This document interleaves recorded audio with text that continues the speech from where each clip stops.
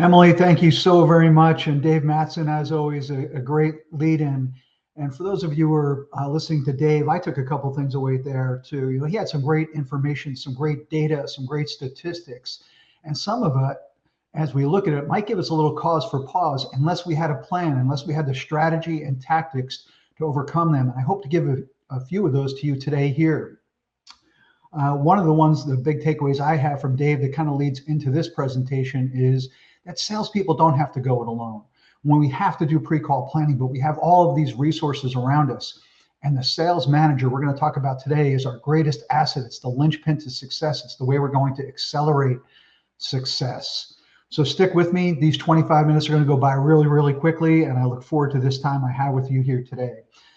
Again, my name is Michael Norton. I'm the Executive Vice President of the Enterprise team here at Sandler. My email, michael.norton@sandler.com. If you have questions, if you want to find me on LinkedIn, what you will come to learn about me is that I am from New Jersey and I speak at about 250 words per minute with gusts up to 500. So you want to listen and listen hard. What I find is the faster I talk, the more people lean in. So thanks for that. Also, what I do know, having been in this business for so long, I've been in this for more than 25 years. I've studied how salespeople initially learn, sales managers, how they learn, how they grow, how they then perform. And more importantly today, as Dave just shared, all the changes happening in the industry today, how do we adapt? How do we adapt as sales leaders? How do we adapt as sales managers? And how do we adapt as salespeople to meet this ever-changing environment that we live in? Because here's the thing about people that we know. We are designed for accomplishment. We are engineered for success. We're endowed with the seeds of greatness. You know, I've seen people who can't succeed, but I've seldom found the person who cannot succeed or anyone who cannot succeed. We have it within us. It's in your hands. You have the seeds of greatness within you, and you have the potential for greatness. So let's dive into this talk a little bit. Hey, who should attend? I know we have a lot of folks out there, so good morning, good afternoon, good evening from wherever you're tuning in from.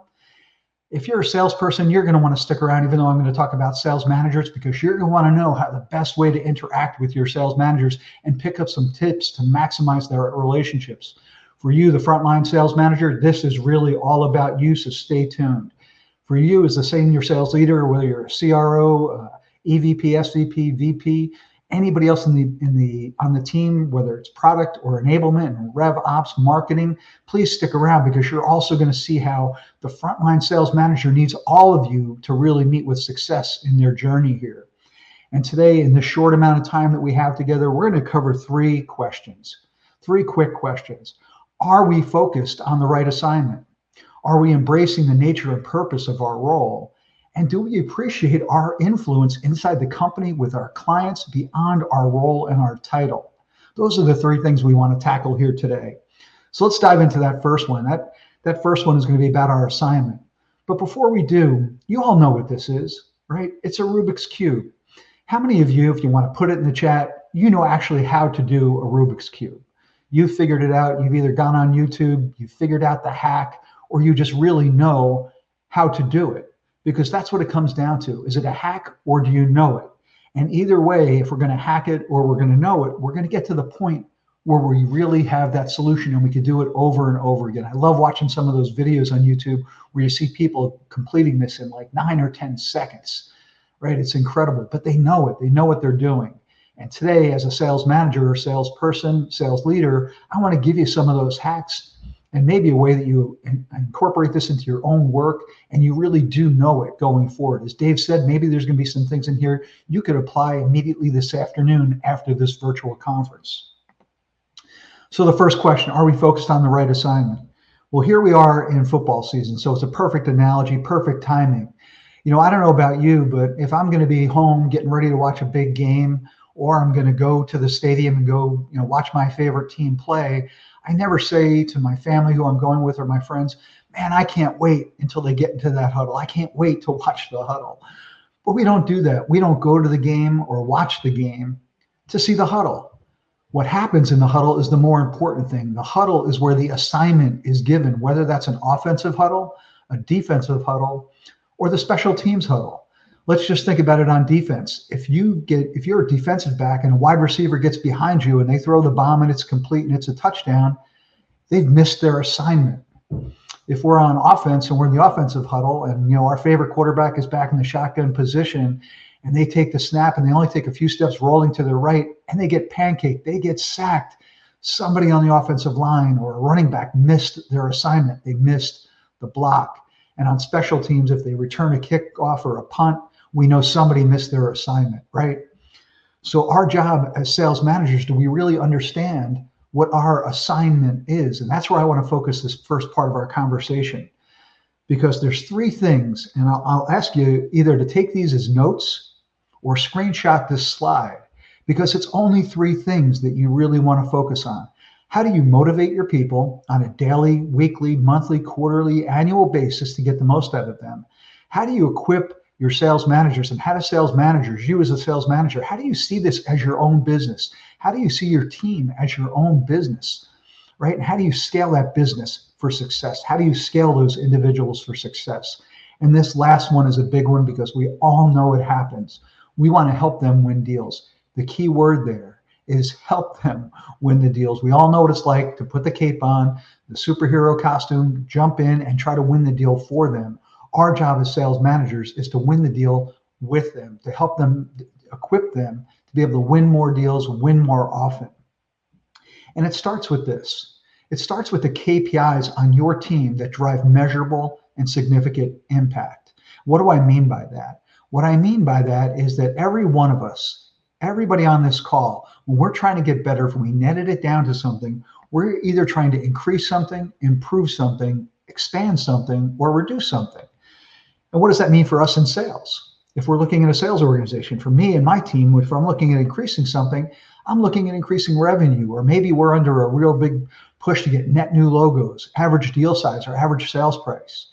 When we talk about improving win-loss ratios, how do we get better at our win-loss ratios and close ratios? How do we get better at our sales behaviors? And we'll talk about this in a minute too, because we know when we improve our sales behaviors, our results are going to improve. How do we improve margin? That's a big one. Stop selling on price and selling on value. How do we improve our deal velocity?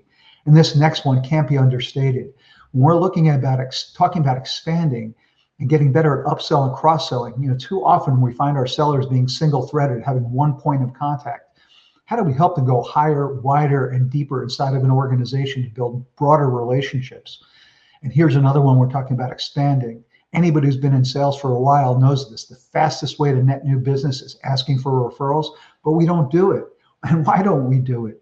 Why don't we put that in our cookbook? And as sales managers, frontline sales managers, the more you can encourage your people to be looking at referrals, putting a KPI behind it, how many they ask for in a given day or week.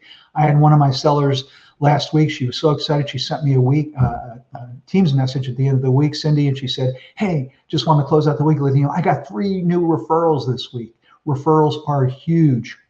And then lastly, when it comes to reducing something as a seller, what do we want to reduce most? We want to reduce our sales cycle time. We want to reduce our customer attrition. We work so hard to get a customer, we don't want to attrit that customer.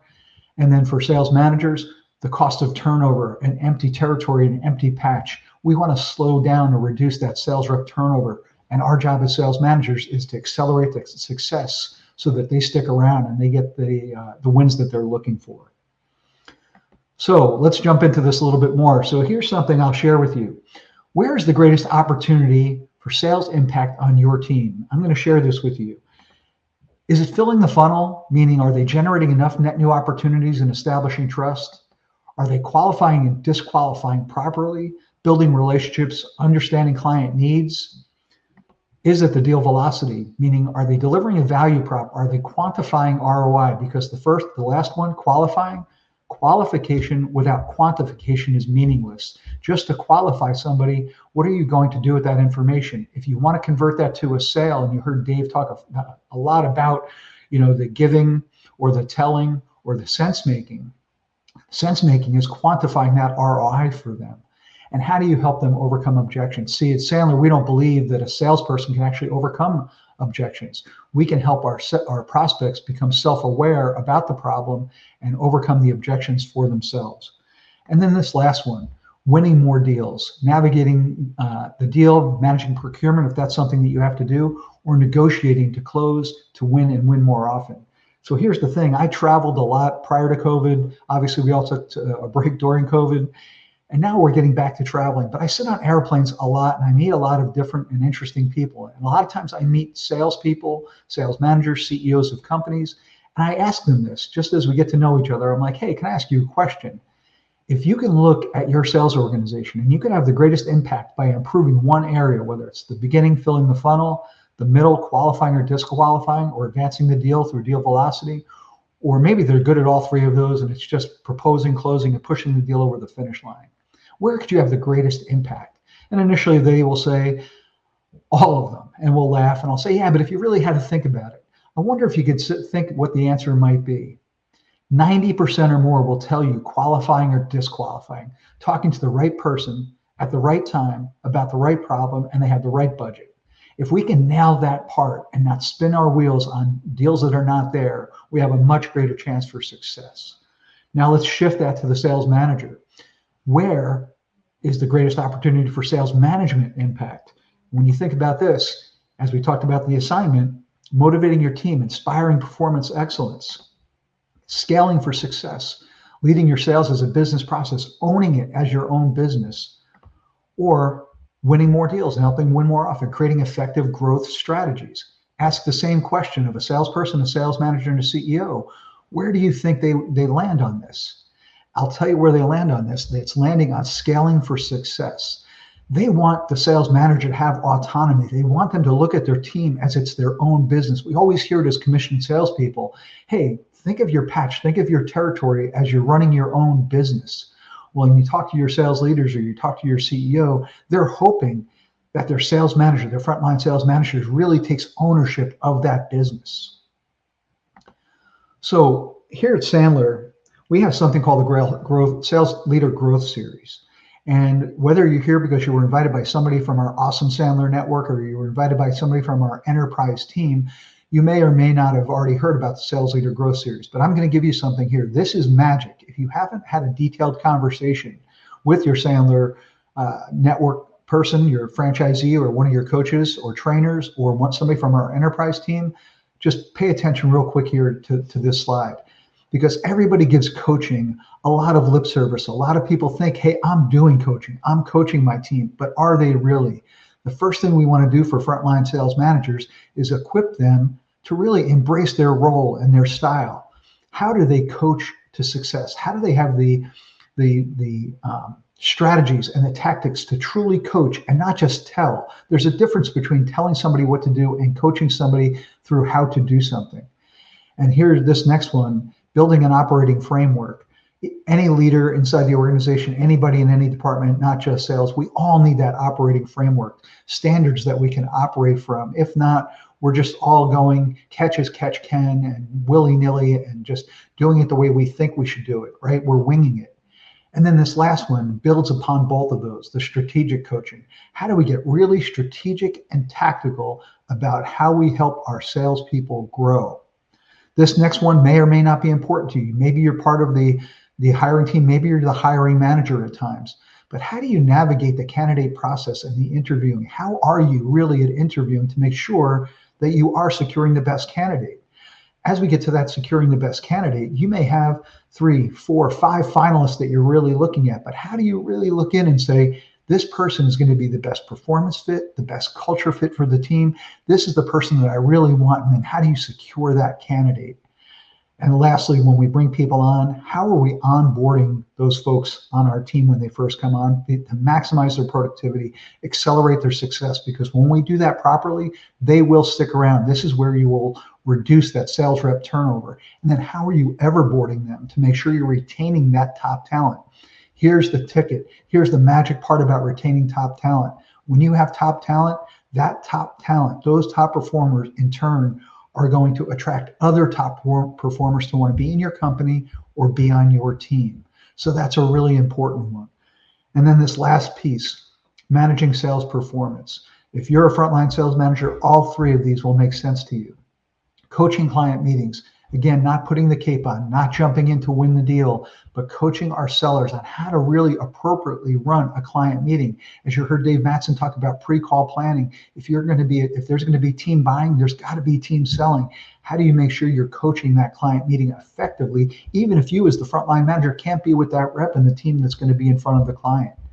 Next, it's all about that deal velocity. How do you coach to deal advancement? How do you make sure that you're going from to reduce that sales cycle? So maybe your sales cycle could be 3 to 4 weeks. It could be 3 to 4 months, 6 to 9 months, 9 months to 12 months, 12 months to 36 months. How do we shorten that sales cycle? How do we make sure that during the process on a very long sales cycle, that we're always doing something to engage the prospect, to engage the influencers, the champions, and stay in touch with those people that we're trying to sell to? And this last one, this is huge for senior management. It's huge for the frontline managers, and it's huge for the sellers as they look at the commission they're going to be earning.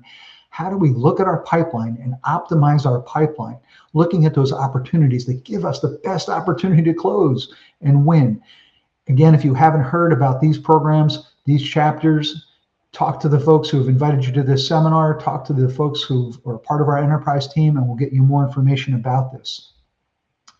But here's the assignment confusion. When I said, are we focused on the right assignment? Let me share with you that sometimes, especially newer frontline sales managers, we think this way. We think kind of linear, and we say, okay, my job, I've been hired, I've got to hit the number.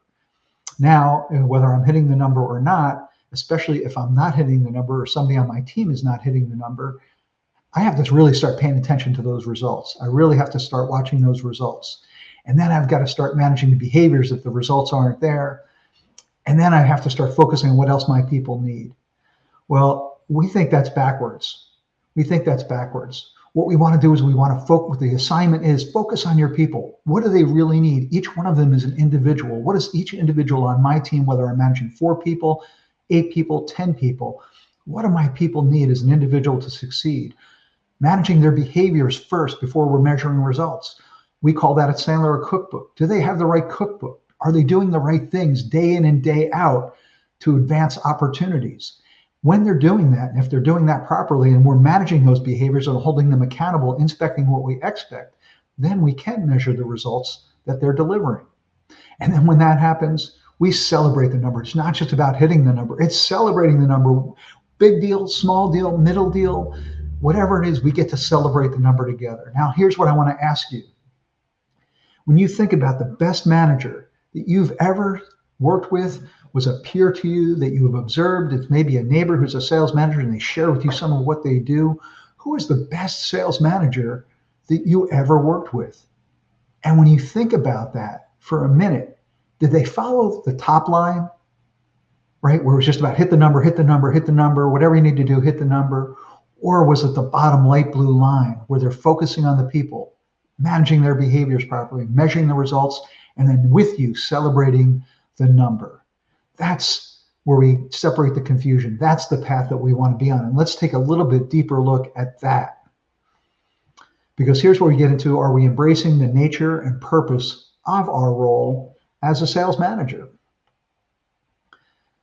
The true nature and purpose of a sales manager's role is this. We have an inverted pyramid here, and we're going to start with focusing on the people, staying in that light blue box. And if you're currently a frontline sales manager, or especially a newer one, or you've been in your role for a little while and you can think back to your past, and maybe as salespeople, you think about what your sales manager is going through right now, and maybe as a sales leader, you've been here before. Because what happens is we start out with the best of intentions of focusing on our people, and then somebody starts to push on us. Hey, what about the results? How's your team doing? How is salesperson A, salesperson B doing specifically? And now all of a sudden we get mired in focusing on the results. That forces us back into putting on that cape and jumping in to win and try to close business. And that's where we spend the bulk of our day. And what does that mean? And you've all heard this before. This is nothing new. It's you're working in the business, not on the business. And what happens in that? Here we are as a sales manager, and we have, again, 4, 6, 8, 10 people we're leading. We become, susceptible to the tyranny of the urgent. And if that's not corrected really quickly, we are in crisis management mode. I will tell you, I have personally been there myself, so I know exactly what this feels like. And then you get to this point where you know it's time for change and we have to change. And let me give you the stair step back up to where we can focus on our people. The very first step is our peer-to-peer best practices. If you're not doing this, I'm going to hit you with this in a little bit about best practices. Reach out to your other sales managers. Reach out to those around you who are doing really well. What are they doing on a daily, weekly basis to motivate their team, help their team scale the business, right? And win more deals. Consistency and communication. We live in a world where people want communication. They want more information. They want more case studies. They want more data. They want more insights. They want more information about here's the data and the insights like Dave shared, but how do I turn that to a sales conversation? What's going on in the bigger, broader sense of the company? What role am I playing in that broader sense of the company and the goals and objectives of the company? Now we're back into working on our business and working on our team, which allows us to get back into that, what we talked about, coaching client meetings and deal advancement, focusing on the behaviors, and then motivating, scaling, and winning deals. This is where we want to be. We want to forget what's on the left side of this inverted pyramid. We want to stay in that light blue box of focusing on our people and spend all of our time on the right side. And it doesn't matter in the order that I brought it, the stair step up, starting with peer-to-peer best practices or motivating and scaling and winning more deals. You can pick any one of those, but work on the communication, work on those best practices, focus on behaviors and not on results, and the results will happen. That will help you motivate your team, scale your business, and help you win and win more often. All right, our final question here, our final thing that we want to tackle. Do we really appreciate the role that we play and our influence beyond just our role or title?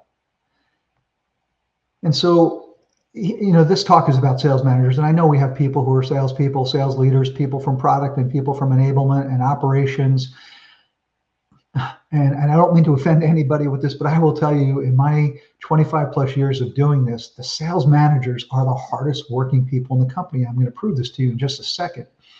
They are always managing up, talking about results, talking about strategy, talking about tactics, making sure that senior leadership knows what's going on with their team. Managing down, making sure that they, as everything we're talking about, the peer-to-peer best practices, the communication, and managing the behaviors, right? All of the coaching client meetings, coaching deal advancement, coaching in general, coaching and mentoring. So they are managing up and managing down. But here's how I'm going to support my thesis. And they're the hardest working people in our company sometimes. When we look at this wheel, and I know it's a bit of a busy wheel, and I'll take it just a minute to walk you through this, because it's not just about managing up and managing down for our frontline sales managers. They are managing side to side, right? So if we look at 1 o'clock, that's our managing up, our senior leadership. If we look at 7 o'clock on the wheel, that's our sales team, and we're managing down. But I will tell you, and you probably all know this to be true, especially if you're a frontline sales manager, you get an RFP in, or you have got to submit a proposal, and all of a sudden there's all these requirements about cybersecurity. Who do you have to go to? You have to go to your IT team and get that answer.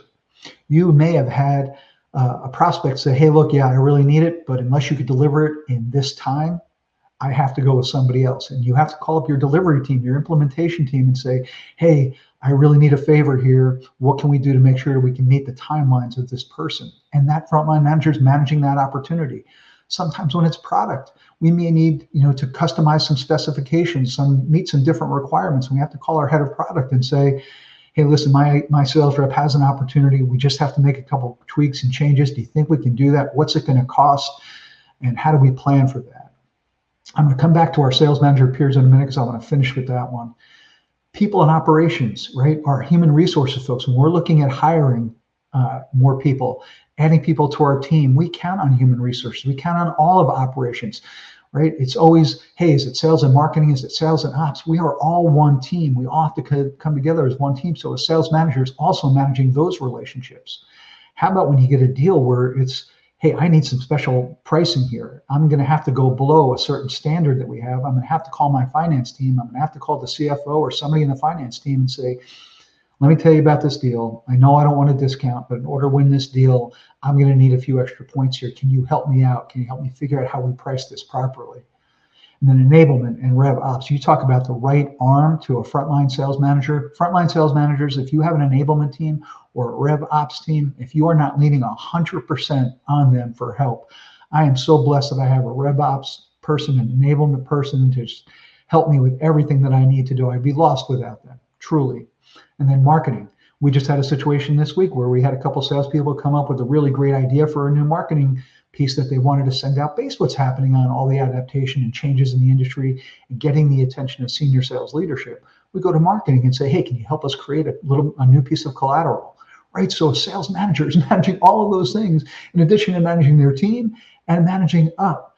Now let's focus on the sales manager peers. As I said earlier, we have to be doing that peer-to-peer best practices. Learn from one another. Talk to people at conferences, even if they're not from your company and you're talking to them, they're going to give you great ideas on how they manage their team. And that's where I want to settle here with you. It would be terrible if I spent this 25 minutes and didn't give you something tactically. And I'm sharing this with you because when I do go out on sales calls with our sales team, and I meet with prospects and we get into this whole sales management thing, I say, can I share with you what we do as a team? Because it might seem a little onerous, but I'm going to share with you a best practice. And here's what that best practice is for us. Monday comes. We run something called the win room. This is where one of our sellers has to come in, bring something to the room, bring in a deal, and everybody gets to question it or challenge it. Give ideas on how they can, why will they win? Why will they lose? When will the decision be made? Who are the influencers? Who are the champions? We really talk through it and help each other win the opportunity. The second thing is we use Gong as our conversational intelligence tool. Whatever you use, we happen to love Gong. They've got our Sandler trackers in there, our Sandler playbook in there, and somebody has to be vulnerable enough to bring a deal, a call, and we all listen to it. And it's cool because not just salespeople come, we have marketing, we have delivery, we have different people in the organization who come in and also offer up advice. Hey, can you hit the pause button here for a minute? Let's talk about the question you just asked. Or here would have been a great place to insert this information for the prospect. Wednesday, hey, it's go sell somebody something today, but every day is go sell somebody something. Ask anybody on my team. Every day we go sell somebody something. These are just 30 to 60 minute meetings. Thursdays, just like you might do it on Mondays or Tuesdays or Fridays. We have our team meeting. What's going on in the company? Other people from different departments come in. Maybe it's a new product, new marketing piece, new delivery opportunities or implementation. So we run our typical Thursday meeting, but here's the best one of the week. Every Friday, we have Role Play Friday where our salespeople volunteer a selling scenario. Like, hey, I'm talking to all of these influencers, but I can't get to the ultimate decision maker. Can we role play that through that today? We do it virtually. We go into breakout rooms. And again, we have people from different departments come and participate with us. Again, maybe that's 30 minutes, 45 minutes, 60 minutes. What you're looking at is here's anywhere from an hour and a half to 3 hours in the entire week, but it's all about elevating performance of our sellers and taking the time to invest in our people and pour into them through Win Room, through the Gong Room, through our team meetings, and through role play. But don't mistake me, every day is go sell somebody something day. So here's the last thing I'll share with you. As a sales manager, and again, talking to people on airplanes, talking with people on LinkedIn, I just love to randomly poll people. What do you expect from your sales manager? And sales manager, how do you think your salespeople look at you? And this will probably seem familiar to some of you who are in the frontline sales management position. Hey, camp counselor, therapist, they need tough love sometimes. They need me as a pace setter. Sometimes I got to be the bartender or go have a beer with them. They need that listening ear. They need to be pumped up. Sometimes they've had a tough time at home or just things are going bad and they need to be motivated, or they need a coach, mentor, or go-to person. But the other side of that is this.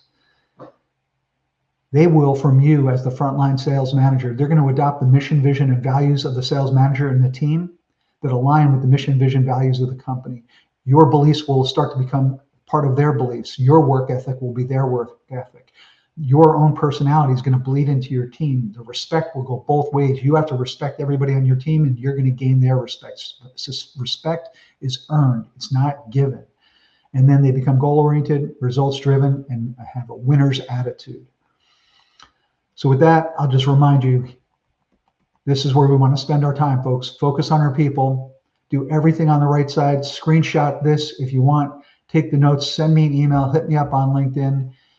Because when we can do this, we are not only going to meet our number, we're going to exceed our number. Motivator people, scale your business and win more deals and win more often. So with that, I think I'm going to hand it back to Emily and Carrie, unless there are more questions that came in that I didn't see in the chat, Carrie.